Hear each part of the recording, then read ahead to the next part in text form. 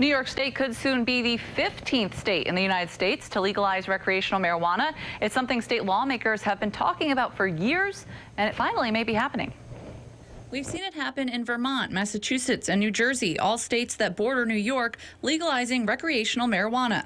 I know it's moderated my positions and made me more supportive. This past weekend, state leaders reached an agreement on legislation for it. If passed, it would allow recreational marijuana sales to adults over the age of 21.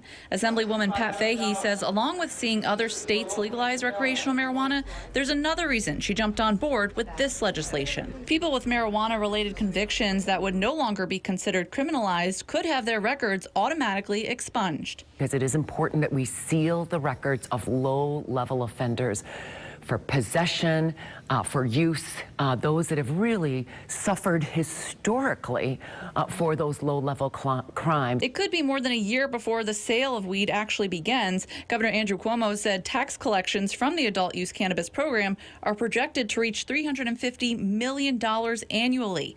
For Fahey, her only concern is impaired driving. However, she says 20% of that tax revenue will go toward drug treatment and public education fund. People cannot use and drive. So we're going to need a whole strong education part of that you cannot use and drive.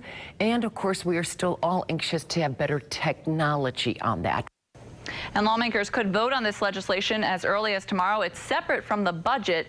They said they wanted to do policy separate from that. The budget is due on April 1st.